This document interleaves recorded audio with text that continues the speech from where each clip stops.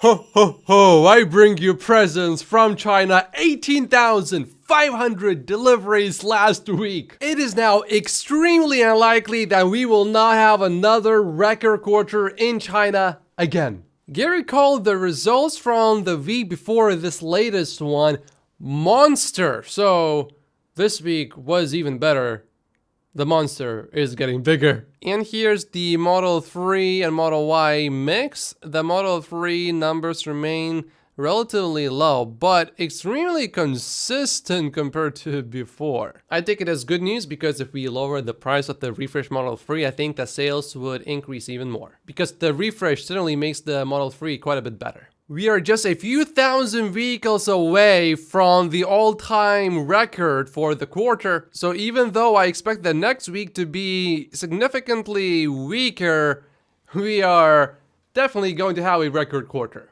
I expected a good number this week, but this was certainly better than I expected. I think generally everyone feels the same way. And James actually just increased his forecast back up to 480,000 because of this great number.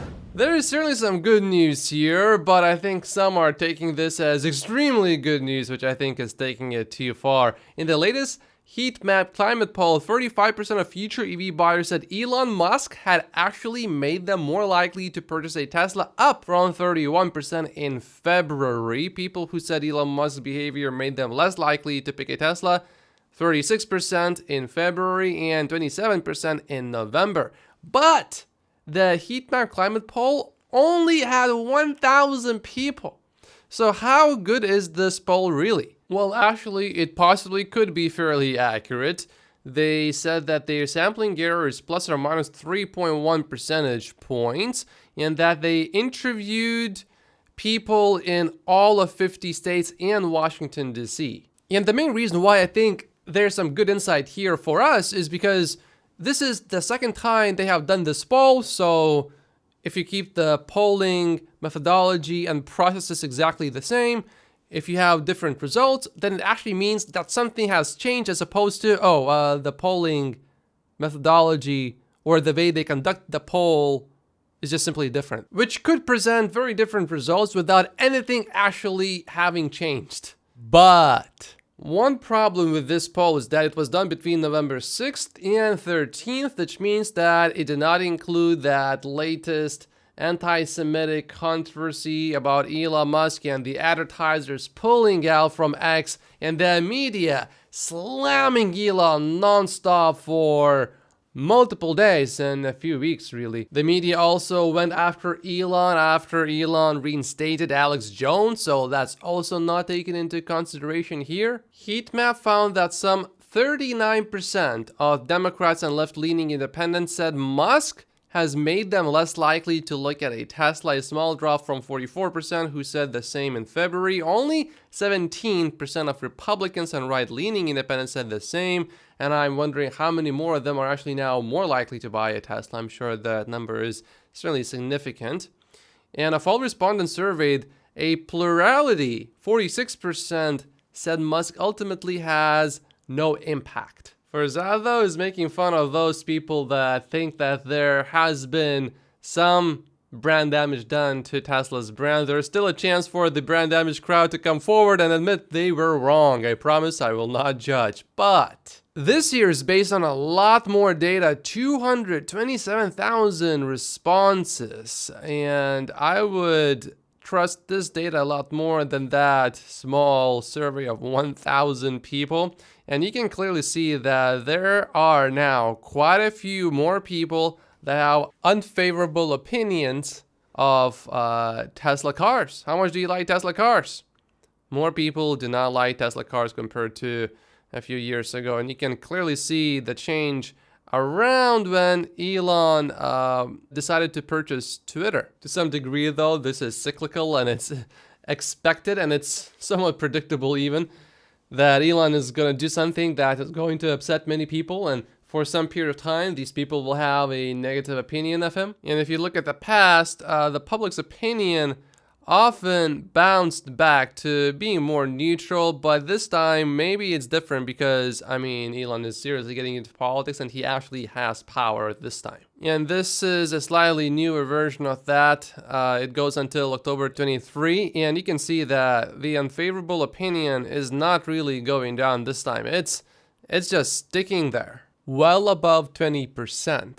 I do not mind more people being unfavorable as long as we have more people viewing Tesla cars favorably. However, if you look at the data here, you can see that the people that view Tesla cars favorably, that number actually went down. But I am not really all that worried about that, because think about this. If you are in a relationship, how quickly can you separate? How easy is it to upset someone? It's like that. But how long does it take to get married? If you go up to someone and you just say, hey, let's get married, they're gonna look at you like you lost your mind. It takes, depending on the case, it takes at least a few months and possibly maybe a year or two at least. And I actually recently spoke to someone who is more on the right politically, and he was skeptical about Elon earlier, but I see that his skepticism over time is going down because he sees that, oh yeah, Elon is actually sticking to what he says. He's not just flip-flopping every month. And James has a really good take about this new survey that's in favor of Elon, and I agree with everything pretty much 100% here. There have been a few surveys like this, most of them unfavorable to Elon since the Twitter acquisition, and this survey, like others, has some limitations, namely that this is a general population survey and not a survey of market participants, which would be more specific to car buyers.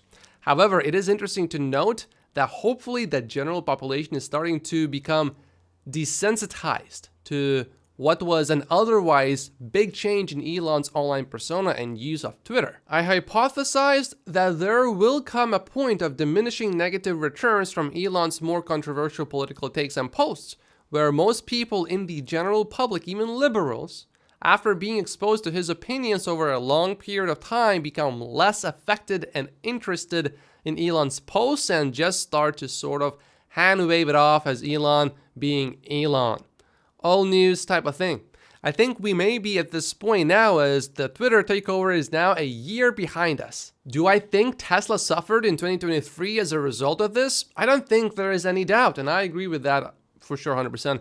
But will it ultimately matter in the intermediate long term? I am increasingly thinking it will not. And this survey also points in that general direction. And even Farzad says 100% agreed with your conclusion. As a Tesla stock investor, I don't really think it benefits me when Elon talks about politics, but do I respect Elon more for doing it actually? Oh yes, absolutely. To me, there are some things, and there are quite a few of them, that are much more important than just money. Calling out hypocrisies and obvious lies is one of them, for example. So if Elon talking about politics and calling some people out when they actually deserve it, if that reduces my Tesla stock returns in the end by, let's say, 20%, I'm okay with that. Would I really be upset about, instead of 10xing my money, just 8xing my money? I would not be upset at all. And if anything, if Elon completely stopped doing this permanently, being Elon, I would be a bit concerned actually.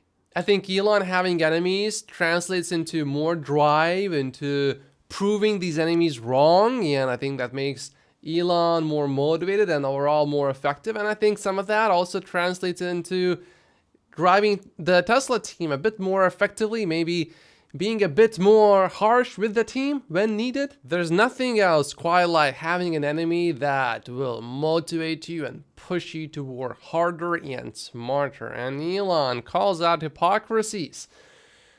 I mean, when you say, oh, I'm pro climate change, and then you bash Elon Musk or Tesla, I mean, this just makes zero sense. So as an investor, I don't like it when Elon says something, but as a human being, I say, go Elon, go get them.